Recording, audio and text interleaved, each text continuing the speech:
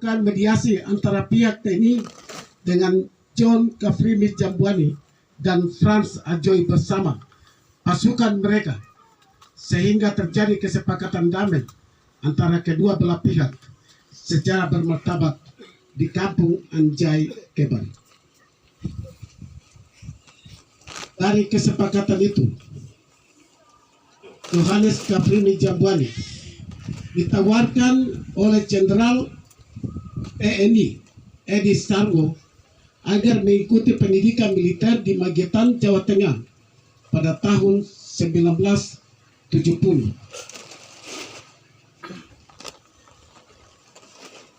Dari kesepakatan itu, Johannes Kafrimi Jambuani ditawarkan oleh Jenderal TNI Edi Sarwo mengikuti pendidikan militer pada tahun 1970 selama 9 bulan dengan jenjang kepangkatan 6 bulan untuk pangkat Prada dan Pratu dan 3 bulan untuk pangkat Kopral Rider.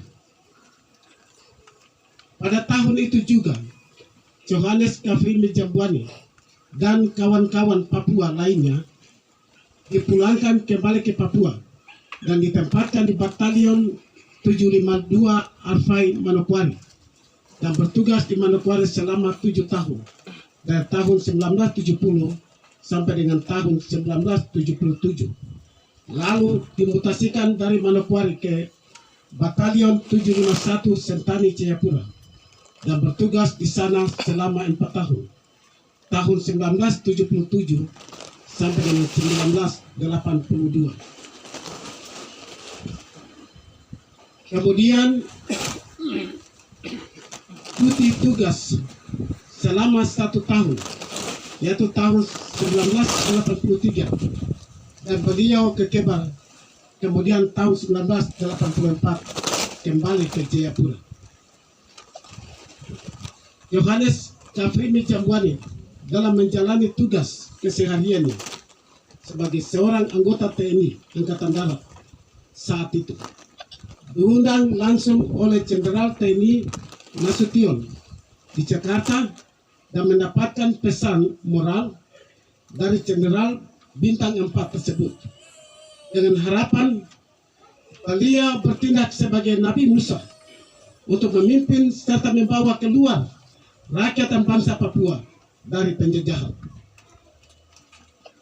Pada tahun 1984 terjadi gejolak politik Papua yang berujung pada eksodus besar-besaran dengan tujuan suaka politik ke negara tetangga Papua New Guinea dari tahun 1984 sampai dengan tahun 2000.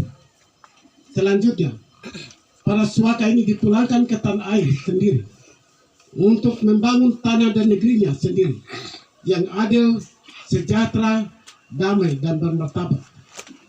Selanjutnya beliau dan kawan-kawan pengungsi politik pulang ke kotanya masing-masing, yakni di kota Manokwari tahun 2000. Dan pada tahun itu juga beliau bersama keluarga pulang ke kampung halamannya di Kebar. 3. Penguasaan bahasa.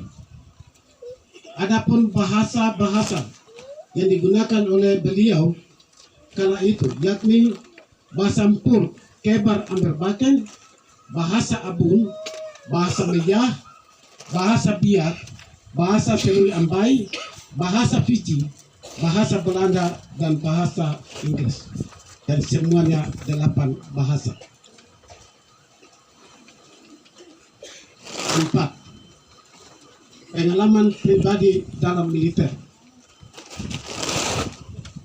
Beliau pernah diikut sertakan sebagai satu-satunya penembak misterius dari bumi cendrawasih Batalion 751 Sentani Jayapura dalam lomba menembak tingkat nasional di Jakarta, dan Johannes Kafrimi Jambuani berhasil keluar sebagai juara 1 lomba menembak benang.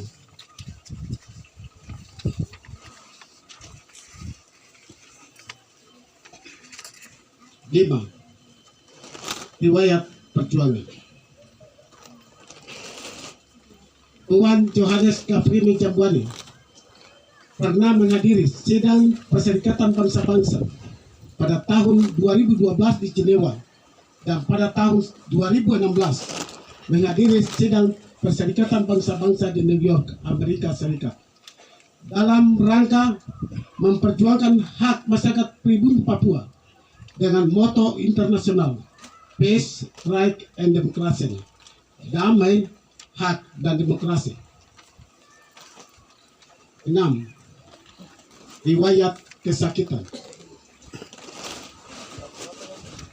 Tuan Johannes Kaprimi Jambuani mulai jatuh sakit pada bulan Juni 2022 sampai dengan sakit menyembuskan nafas terakhir bantuan ala Bapa di sorga pada tanggal 30 Agustus 2022 tepat pukul 19:44 waktu Quebec. 7. Riwayat keluarga. Tuan Johannes Kaprimi Jambuani almarhum meninggalkan seorang istri, 3 orang putra dan 2 orang putri, 11 orang cucu laki-laki dan 10 orang cucu perempuan, serta 10 orang cicit putra dan 9 orang cicit putri.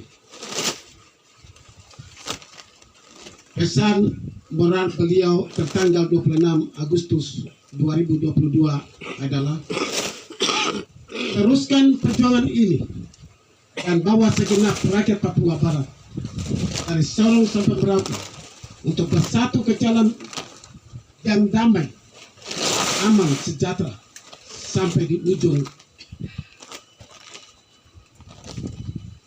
atau akhir perjuangan.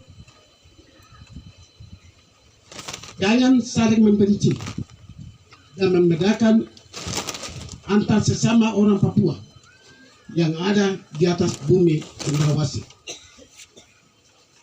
Demikian riwayat hidup almarhum Johannes Kaprimi Jambuani. Terima kasih. Salam.